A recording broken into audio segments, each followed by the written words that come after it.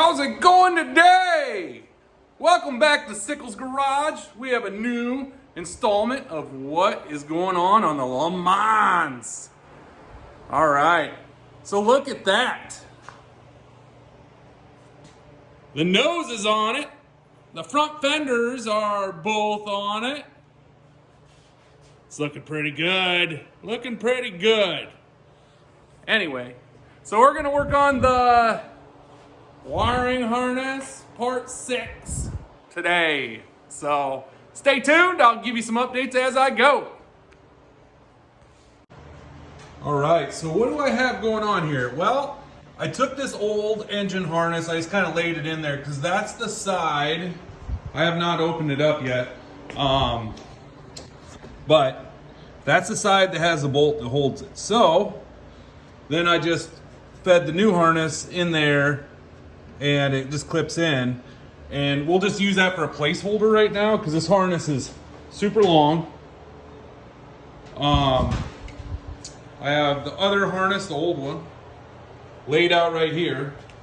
It's pretty straightforward. Like, I'm just gonna start laying it in there, terminating and cutting as I need. And that's why I had to have the front end on it so I know where the headlights sit and everything. So, yep, I'll start working on this and I will show you how I do it as I go.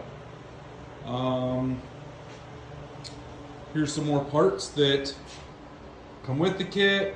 It fits Le Mans, 70 Le Mans, Tempest, 71 GTO, 72 GTO in Le Mans and Tempest. Also 70, 68, 69 GTO, and it fits 69 Firebird. So it'll take me a little bit to figure it out, but I'm pretty sure I'll feed it down through there. I'll pull my wire cover that I have over there over top of it.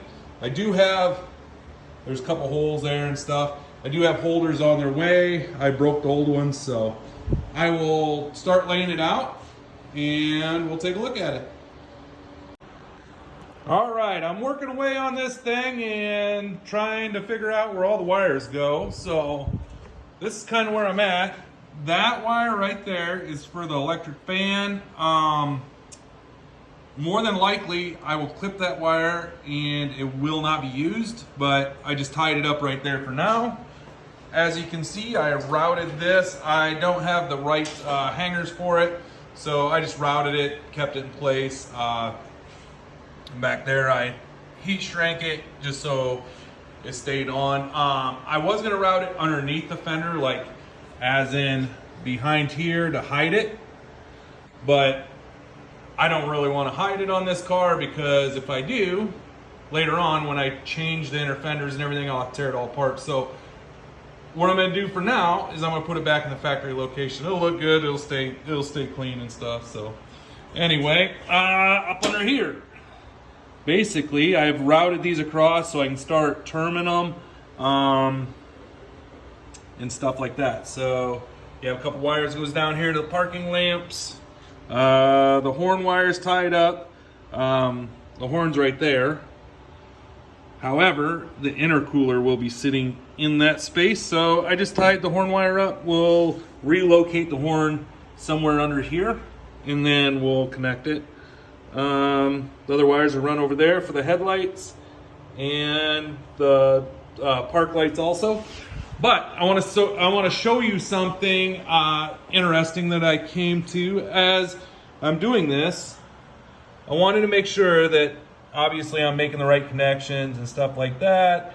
So I read through this pretty thoroughly. As you can see, that's for the 1970 Le Mans and Tempest. It says that wire should come from the bulkhead, go to the passenger side headlight. Well, I thought it was kind of weird. The wire is not going to be, I mean, it's plenty long to make to the passenger side, but there will not be enough to make it back to the driver's side. So, you know, I thought about it a little bit and I'm like, shouldn't matter if I take it to the driver's side than the passenger side. Well, this is why it's good to read the instructions, because as I read this, it says route the wire to the driver's side outer headlight and trim to length. Passenger side Driver's side. So anyway, the instructions aren't correct. The diagram at least. So what I'm gonna do is route it to the driver's side headlight and then clip it, double it up, and take to the passenger side. That's the way it's done originally, and that's the way it says to do it. So there's your lesson for the day. Read the instructions before you start clipping wires. All right, I'm gonna keep at it. All right, let's take a look and see what we got going on here. So we'll start over here. So all the wires are connected. I have the turn signal there.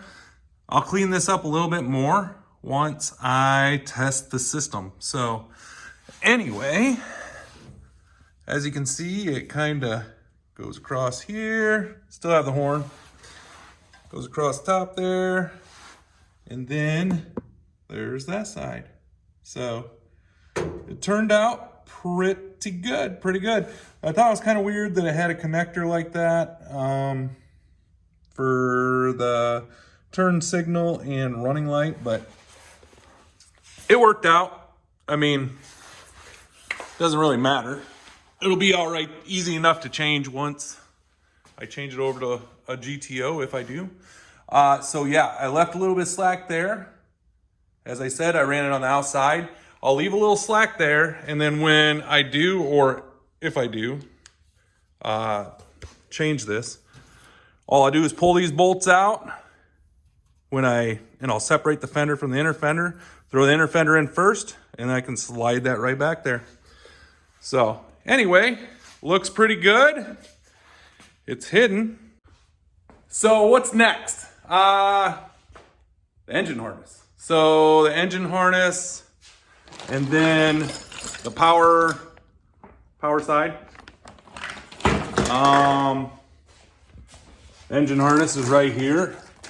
Let's see if I can get it in the frame, in this little bag. I don't think it'll be very hard. The more difficult job will be integrating that harness with my LS harness, which it shouldn't be hard either. I think the hard work's done. The next thing too is we need to get that dash in. So I'll get the gauges, get the dash cleaned up, and we will start putting that in there. So yeah, exciting days to come. Anyway, I got a basketball tournament tomorrow, so I got to cut out. It's like 9:30 at night. I worked on it all day. So take it easy, and I'll see you later. Bye.